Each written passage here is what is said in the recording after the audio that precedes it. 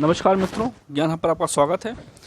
ये हम एक नया टॉपिक लेके आए हैं, पेपर 3 का है, जो कि परमाणु ऊर्जा यानी कि न्यूक्लियर एनर्जी। अच्छा टॉपिक है, एग्जाम में फ्रीक्वेंसी भी अच्छी है। देख लेते हैं इसको।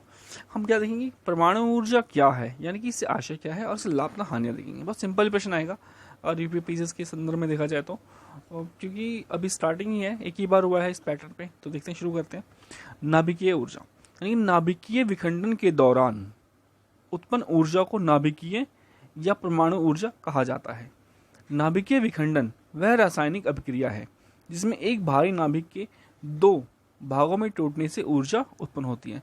तो ये विखंडन में क्या होता है, एक भारी नाभिक होता है, वो जो टूट जाता है, जब वो टूटता है तो एक अत्यधिक मात्रा में ऊर्जा उत्पादन होता है। हालांकि ये नियंत्रित रहती है, क्योंकि इस रिएक्टर के अंदर ये पूरी घटना होती है, परिघटना। परमाणु ऊर्जा उत्पादन के लिए नाभिकीय रिएक्टरों में नियंत्रित श्रृंखला अभिक्रिया कराई जाती है।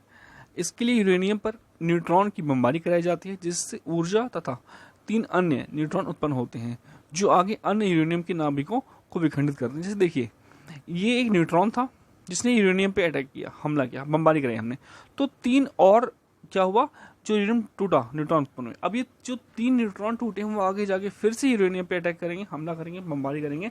तो इसे ये विखंडन प्रक्रिया चलती रहती है जब तक उसकी ऊर्जा बनी रहती है या ईंधन समाप्त नहीं हो जाता या उसको हम नियंत्रित नहीं करते। इसी प्रकार आगे देखा जाए तो भारत में परमाणु ऊर्जा की स्थिति कैसी है। तो वर्तमान में कुल ऊर्जा उत्पादन में जो हमारी परमाणु ऊर्जा, उसकी हिस्सेदारी कितनी है, 1.95 यानी कि 1.95% हिस्सेदारी किसकी है, आपकी परमाणु ऊर्जा की है।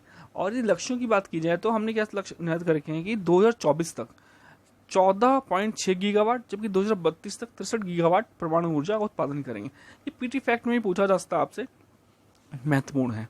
इस प्रकार आगे बात की जाए तो भारत का परमाणु ऊर्जा भंडार 293 बिलियन टन का है, जिसमें अधिकांश योगदान इसकी पूर्वी राज्यों जैसे कि झारखंड, उड़ीसा, छत्तीसगढ़ और पश्चिम बंगाल का है।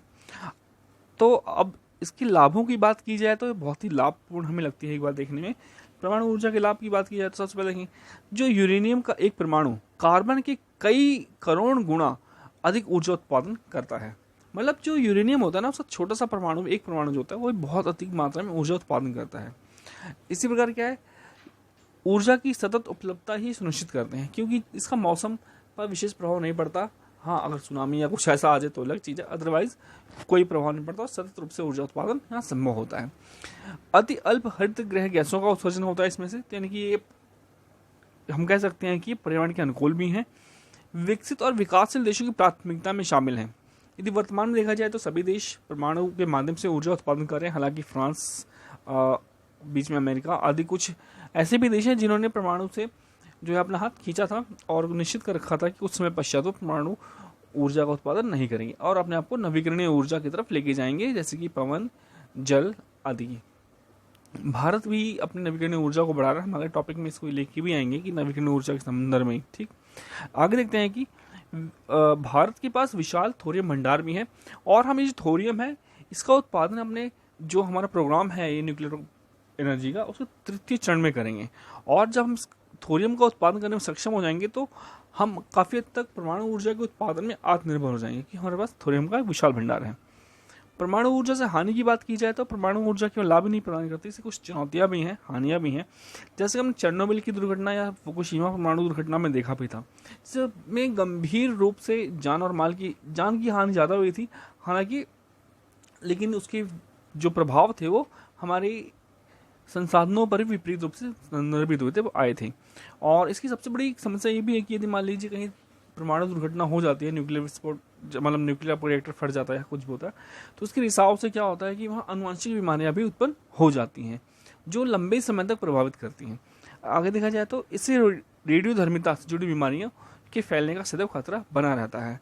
एक और महत्वपूर्ण बिंदु ये भी कि यह अत्यधिक व्यय साध्य, महंगा है, कोई सस्ता उपाय नहीं है। इसी प्रकार परमाणु कचरे के निपटान की वैश्विक समस्या का कोई पूर्ण समाधान अभी तक नहीं बन पाया।